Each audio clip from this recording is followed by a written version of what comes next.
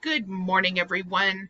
Welcome to Snoop4Truth. Today is October 3rd. Happy Thursday to everyone. We have our normal Snoop for Truth today. It's a good one. I hope everybody stays tuned for it. This will be the first one that I am premiering for you. So everybody say hi, because I am in the chat if you are watching this on the premiere. If you are not, thank you so much for viewing Snoop for Truth, and you can look forward to me premiering next week's Snoop for Truth also. Today we are going to be taking a look again at Miss D.Tavares and her filthy lies that she likes to tell.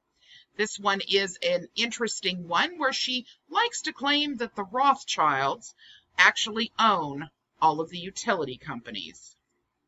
Before I go further with this, I would like to make a side note that I'd like all of you that make comments to take a listen to, all right?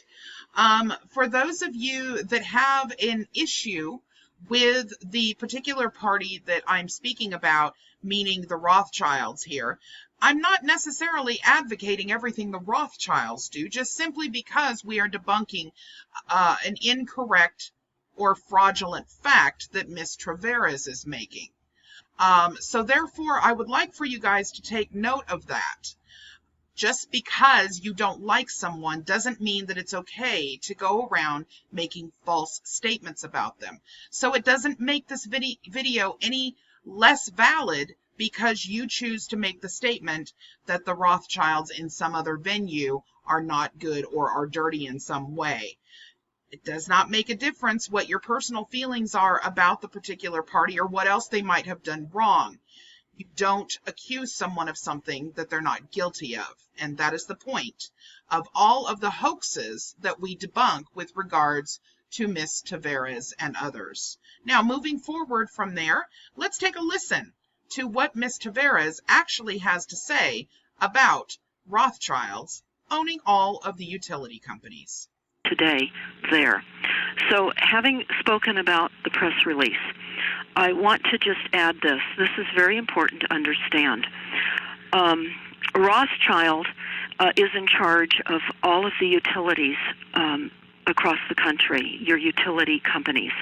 We discovered that here in Northern California with the Public Utility Commission and Pacific Gas and Electric.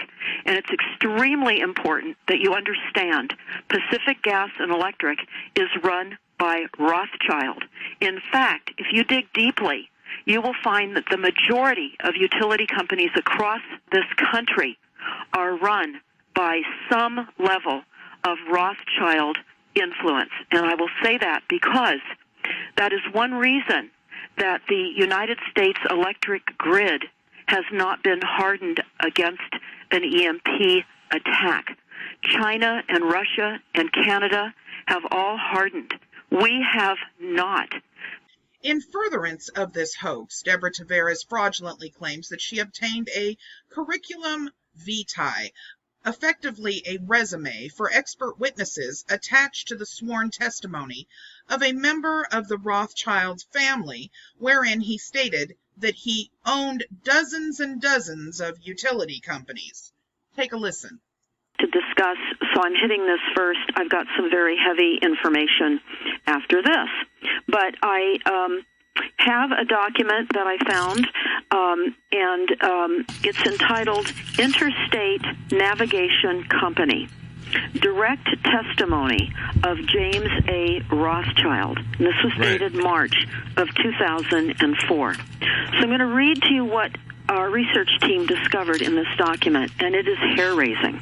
Right. And part of this I didn't realize, but now I do, and all of you will also. So what am I talking about here? We're talking about Rothschild, the master utility rate controller worldwide. And we're talking about also the effects of Pacific Gas and Electric up here, which we'll discuss in a minute. But this is in this document. Rothschild is discussing and stating the testifying experience he's had with utility regulations for electricity, gas, telephone, sewer, water throughout the United States. In other words, he is substantiating his experience in testifying for a rate increase within this document. And he comes from the admission of testifying experience, again, for electricity, gas, telephone, sewer, water throughout the United States. He talks about his qualifications in this document and occupation. And he says this: James A. Rothschild is a financial consultant specializing in utility regulation. He has experience in the regulation of electric, gas, telephone, sewer, and water utilities throughout the United States. He is president of Rothschild Financial Consulting and has been a consultant since 1972. From 1979 through January of 1985, he was president of Georgetown Consulting Group, Inc. And then from 76 to 1979, he was president of J. Rothschild Associates. Both of these firms specialized in utility regulations. And from 1972 through 1976, Tooch, Ross and Company, a major international accounting firm, employed Rothschild as a management consultant. Tooch, T-O-U-C-H-E, Ross and Company, later merged with Deloitte Touche. Much of his consulting at Touche, T-O-U-C-H-E, Ross, was in the area of utility regulation.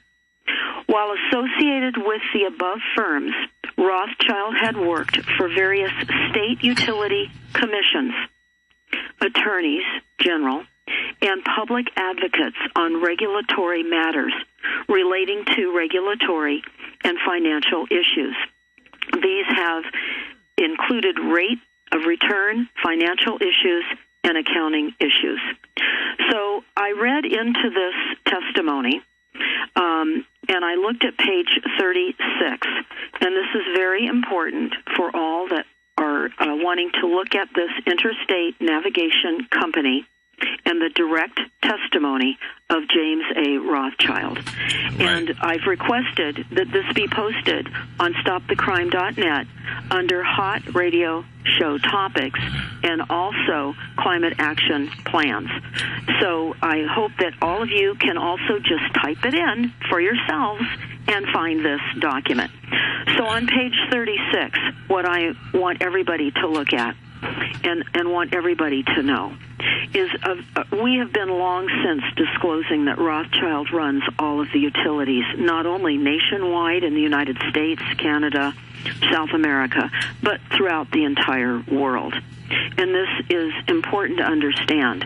And you'll find that in this testimony, Rothschild is testifying to the experience that he's had with a variety of sewer, electric, water, and gas companies throughout the United States. And he's talking about, and everyone can search this for themselves, but in Alabama, for example, now they list the states alphabetical, and they talk about the various control of corporations that Rothschild has testified for rate increases, etc. But in Alabama, for example, Continental Telephone of the South, in that, and you can look all this up yourself. In Arizona, Southwest Gas Corporation. Connecticut, we have American Water Company, which is Connecticut American Water Company. We have Connecticut Light and Power Company. Again, Connecticut Natural Gas. We have United Illuminating Company. These are all Rothschild controlled systems that are controlling the resources that we will all be limited with through the climate action plans. So they have a list under Delaware, and it's Artesian Water Company, Inc., Diamond State Telephone Company, Willington Suburban Water Company, under the Federal Energy Regulatory Commission, or FERC, it's the Coach Gateway Pipeline Company. It's the Maine Yankee Atomic Power Company, New England Power Company. The list goes on. Under Florida, you will find Florida Power and Light Company. You will find Southern Bell Telephone, Gulf Power. I'm reading these to you so that you understand the enormity of the takedown. Right. And the ability for them to control it all, and for us to have limited use of resources. Right. And by the way, this is not a theory. Read and weep. And those people who want to disagree, stop it and read and then pray. But the subject curriculum vitae does not say this. Instead, it merely says that a James A. Rothschild is a financial consultant and an expert witness who has testified in dozens and dozens of court cases in which utility companies were parties, a plaintiff or a defendant, and nothing more. Let's take a look at that now. Okay, we're over on said document of Interstate Navigation Company and the direct testimony of James A. Rothschild. And we are going to go, this was March of 2004, by the way, we're going to go down to page number 3. All right, the statement of qualifications of James A. Rothschild. This is important, guys. Please listen up. Question, please state your name and address. My name is James A. Rothschild. My address is 115 Scarlet Oak Drive, Wilton, Connecticut 06897. What is your occupation? I am a financial consultant specializing in utility regulation. I have experience in the regulation of electric, gas, telephone, sewer, and water utilities throughout the United States. Question, please summarize your utility regulatory experience. Answer, I am president of Rothschild Financial Consulting. I've been a consultant since 1972, from 79 through January 85. I was president of Georgetown Consulting Group Incorporated from 76 to 79. I was the president of J. Rothschild Associates. Both of these firms specialized in utility regulation from 72 through 76. Touche Ross and Company, a major international accounting firm, employed me as management consultant. Touche Ross and Company later merged to form Deloitte Touche. I believe that's pronounced properly. Somebody correct me if not. Much of my consulting at Touche Ross was in the area of utility regulation. While associated with the above firms, I have worked for various state utility commissions, attorney general, and public advocates on regulatory matters relating to regulatory and financial issues. These have included rate of return, financial issues, and accounting issues. Question, what is your educational background? Answer, I received an MBA in banking and finance from Case Western University in 71 and a BS in chemical engineering from the University of Pittsburgh in 67. All right, background and purpose. Listen up. This is important. Question, what is the purpose of your testimony in this proceeding? Answer, the town of New Shoreham requested that I examine the proposal made by Interstate Navigation to increase its rates for ferry service from Point Judith, Rhode Island to Block Island, Rhode Island by $2,750,712 or 39.82%, and to advise the town of any comments on the filing I feel are appropriate. Both the town and I appreciate the importance of the interstate navigation ferry service to Block Island. We want rates to be high enough to permit the company the opportunity to provide safe and adequate service, but not so high as to burden the residents and visitors to Block Island with prices that are higher than necessary. Let's take a look at the summary of findings and recommendations here on page 5.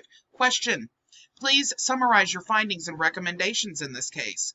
Answer: Interstate Navigation has requested a rate increase way in excess of the amount needed.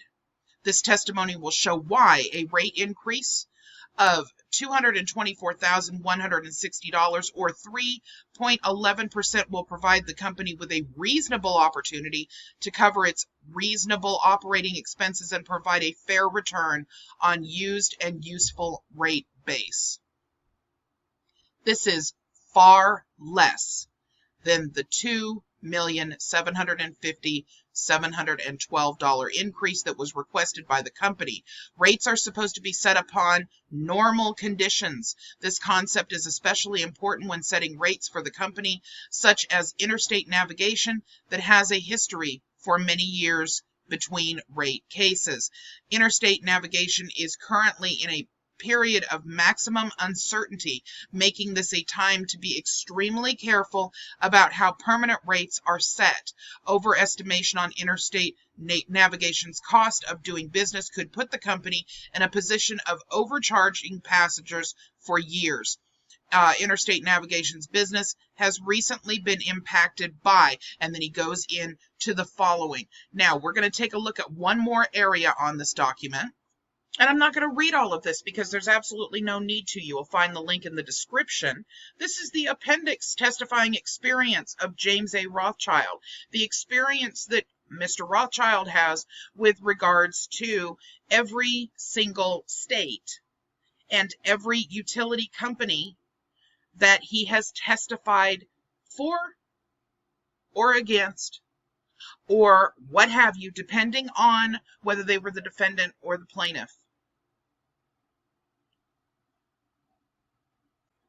The purpose of this hoax was to create the appearance that the Rothschilds were actually in a position to use their utility company technologies as weapons to drive us out of our rural and suburban homes and into tightly packed, overpopulated, quote, kill cities and, quote, smart cities, in furtherance of the planned extinction of mankind. Here's a fact for you. Logically, James A. Rothschild had no ownership interest of any of the utility companies named in the subject curriculum vitae above, or that I just actually showed you guys. If Rothschild had an ownership interest in those companies, then he would not have been hired as an expert witness in those cases. This is because he would have had a financial interest in the outcome of those cases, which would have destroyed his credibility before the judge and the jury. Lawyers who hire such expert witnesses only hire those whose backgrounds make them a credible witness, not the other way around. A city gives an electrical utility company a monopoly on providing city residents with electrical power. In exchange, the utility company agrees that the city will determine the rates its residents will pay for electricity.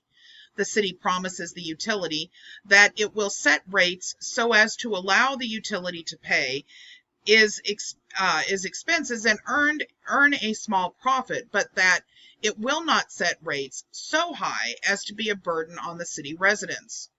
Years later, the city population has tripled, and the utility company needs to build a larger electrical plant to meet increased demand. But the new plant will cost millions. So the utility company sues the city and claims that it needs an increase of 50% to offset its added costs of building the new plant. In response, the city hires James A. Rothschild as an expert witness to testify against the utility company. James A. Rothschild testifies that a 50% rate increase is excessive because the costs of the new plant can be amortized over a 20-year period, which can be absorbed by a mere 5% rate increase. So, by hiring James A. Rothschild to testify as an expert witness in the case, the city saved each city resident a small fortune. Note that in the case, reflected in the link that will be in the description of this video, containing the actual transcript in which you guys actually just heard some of, James A. Rothschild was hired by the city to testify against the rate increase sought by the ferry company. So it is not the case that James A. Rothschild is only hired by utility companies to testify against the public and in favor of rate increases sought by utility companies. In support of this same hoax, D.Tavares also fraudulently claims that she recently attended a PG&E stockholders meeting wherein the PG&E board of directors were allegedly seated in the front row of the audience and individually introduced to the stockholders. She fraudulently claims that a person named Rothschild was introduced to the stockholders as a PG&E board member, and if that would make him the owner of PG&E. Take a listen. For a plan. Now, I have to tell you, Orlean and I, a few years ago, happened to have a proxy for the PG&E annual shareholders meeting. And while we were down there sitting in the audience, they were introducing some of the higher-ups in the first few rows. And I heard the name Rothschild. And I elbowed Orlean, and I said, "Did you hear that? Rothschild." So I went back and I did some research. Rothschild is in charge of all of the utilities across the country. Rothschild. And it is a nefarious plan. And we face many, many things, not only. But once again, this claim is not so. Let's take a look at the proof of that right now. Okay, so we're over on PG&E Corporation's corporation director page, which will be linked in the description of this video as always. And we're going to actually take a look at PG&E Corporation Board of Directors. So it says meet our Board of Directors. Here we go. We have our CEO, William D. Johnson. We have our founder, CEO, and portfolio manager, Richard Barrera. And then we continue on down. We're looking for a Rothschild. Yeah, not seeing one so far. All the way down to the managing director, and there is no Rothschild. Yeah. There we go. PG&E's Corporation Board of Directors, ladies and gentlemen. The purpose of this hoax was to fraudulently create a link between the Rothschilds and D.Tavares' fake version of Agenda 21, which we've already addressed in a previous Snoop4Truth, to make Americans think that the Rothschilds were using their utility company technologies as, quote, weapons to drive us out of our rural and suburban homes and into tightly packed, overpopulated, quote, kill cities and, quote, smart cities in furtherance of the planned extinction for mankind. Take a listen again to D.Tavares. Okay. And it was really important for us to understand what was said in the newspaper last week. And what was said was pretty diabolical. And here's the blast that we sent out. Forced out of our cars and into resilient cities for complete control of all of us everywhere. And after reading the article, please go and read the New York Times that we have linked below. So you go to the email blast and read it for word to word. But we, all of us everywhere, are being forced out of our cars into autonomous vehicles and into resilient cities crafted by Rothschild and Rockefeller. These cities are designed for total control of all of us, all resources, all information, in fact, our physical bodies, including our minds. Now, I'm going to make a note here.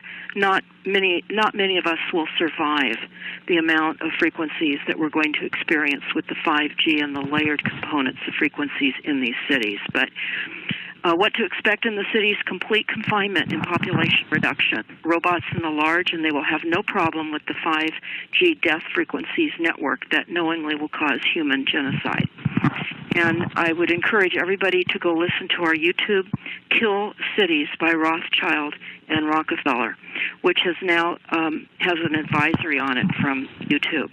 And just click on that advisory and watch it. It ended up in the Washington Post a few weeks ago. So it has been critiqued by the YouTube community. But also I would encourage all of you to listen to the YouTube, My Experience as a Targeted Individual. Listen to Part 1 and Part 3. Again, that's My Experience as a Targeted Individual, Part 1 and Part 3. And it's the story of Myron May, M-Y-R-O-N-M-A-Y.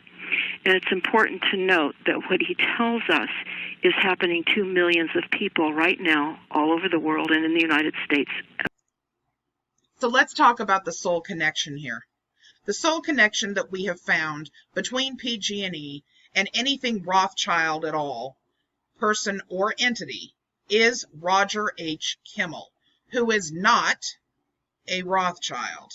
Kimmel was once an independent board member of PG&E, meaning he did not own or control any stock directly or indirectly in PG&E.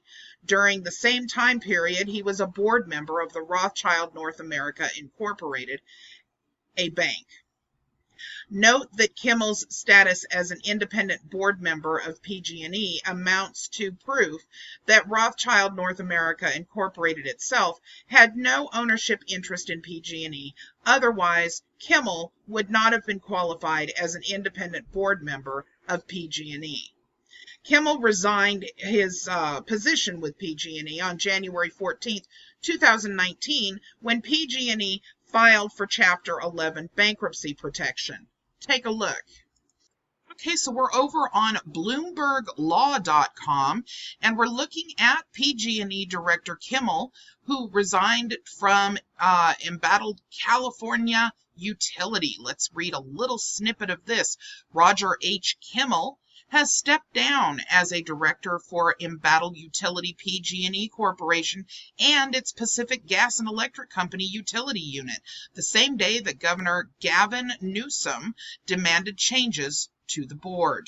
Kimmel, who is also vice chairman of Rothschild Incorporated, has been a PG&E director since 2009. He stepped down January 14th, according to a regulatory filing January 15th. And of course, this is posted as of January 15th, 2019 at 9:28 a.m. For the Rothschilds to be the sole owners of PG&E, they would have to own all of the stock in all of the following corporations, which do own stock in PG&E. Let's take a look at that now. So for the Rothschilds to have sole ownership of PG&E Corporation, they would have to hold all of the stock, be the top stock holders. And as you can see, this is the top holders and investors of PG&E stock. We start off here with Vanguard and continue to go down. Let's take a look if we see Rothschild in here at all.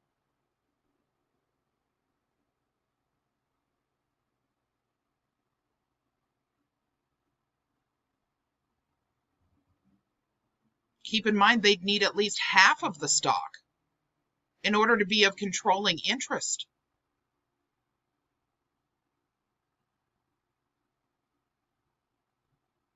Yeah, so far, not seeing it. Not seeing it, folks. Hey, you guys know me. Call me out if it's a mistake. Seriously. I mean, if you guys see it somewhere in here, you'll have the link in the description. You can double check. Yeah. Nope. No Rothschild, no controlling interest, and certainly not a sole owner. So here's the conclusion, guys. The Rothschilds do not own PG&E because they do not own all of the stock of all of these corporations which do own stock in PG&E. The Rothschilds do not own a controlling interest in PG&E because they do not own at least half of the stock in all of these same corporations which do own stock in PG&E.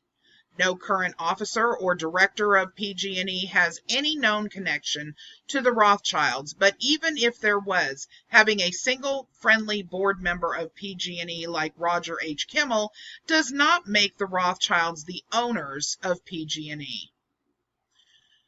This information, you guys, is extremely important for people to understand.